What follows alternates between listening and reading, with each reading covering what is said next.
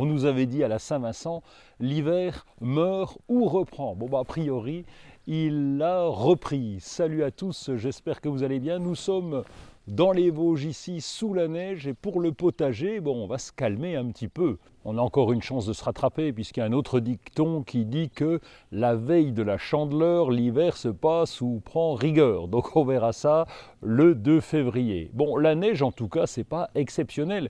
Janvier-février, c'est les 2 mois les plus forts de l'hiver, et c'est plutôt rassurant qu'on ait des coups de froid. Néanmoins, la neige, il n'y en a pas partout en France, et donc il y a quand même une activité au potager. Pour ceux qui ont de la neige dans les régions où il y a de la neige, on va éviter de piétiner le sol, parce qu'il y a évidemment la pelouse. La pelouse est composée de graminées, ça vous le savez, ce sont des toutes petites tiges très fines et très légères.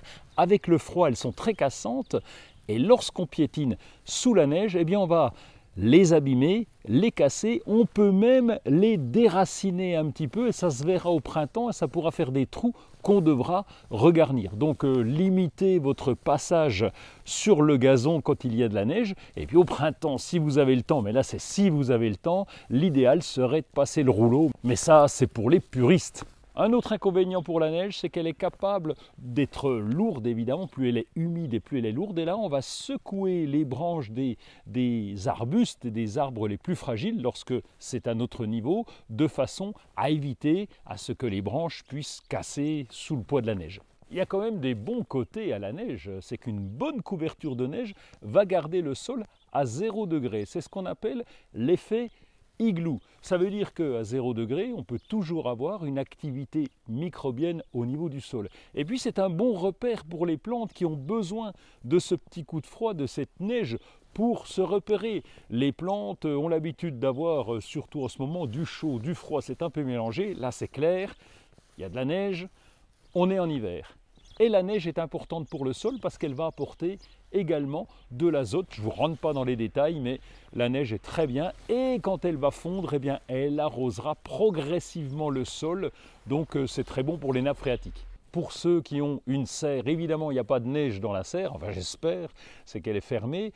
On va ameublir le sol, on va commencer à se préparer pour le printemps. Ameublir, c'est à la rotogriffe ou à la grelinette. Et on va pouvoir même installer les premiers semis. Commençons par les radis, là on ne prend pas de risque et ça devrait pousser rapidement. 18 jours, ça vous savez. Nous sommes au plein cœur de l'hiver, mais le printemps est quand même en route. Il suffit d'aller dans les magasins pour voir que les pommes de terre, l'ail, l'oignon, les échalotes sont déjà en rayon. Alors les pommes de terre, ça dépend des régions, mais on ne les plante pas aussitôt que ça, puisqu'on attend normalement que le lilas soit en fleurs, mais au moins en ce moment on a encore le choix et on va pouvoir aller fouiner en rayon pour trouver la variété dont on a besoin et celle qu'on préfère. Autre arrivage dans les jardineries, chez les producteurs, ce sont les petits fruits. Il y a tout un tas de godets, de boutures de petits fruits. Là aussi, on a du choix parce que tout le monde n'est pas encore allé se servir. Donc, on va pouvoir choisir entre les variétés de groseilliers, de framboisiers, de cassissiers. Jetez un coup d'œil au moins.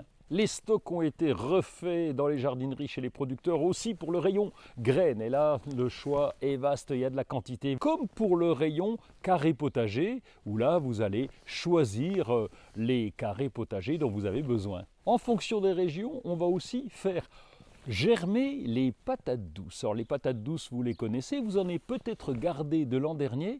On va donc les faire germer, c'est assez facile. On va prendre une mini-serre qu'on va remplir de terreau, on va poser là où les patates douces à plat sur le dessus, on va vaporiser régulièrement, recouvrir d'un couvercle pour qu'il y ait une bonne chaleur. On va bien sûr laisser cette mini-serre à l'intérieur, derrière une fenêtre, le plus près possible de la fenêtre, en vaporisant régulièrement.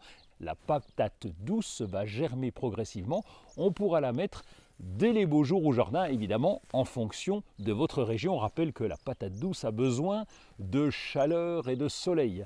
Pour ceux qui ont la chance d'avoir de la neige, profitez de la vue, mettez des photos sur Instagram, partagez sur TikTok, enfin sur les réseaux sociaux, parce qu'il y a des paysages et des plantes qui sont magnifiques sous la neige. Et pour les autres, les bourgeons commencent à arriver. C'est le cas au bord de l'Atlantique, au bord de la Méditerranée. Le printemps approche, enfin, doucement quand même.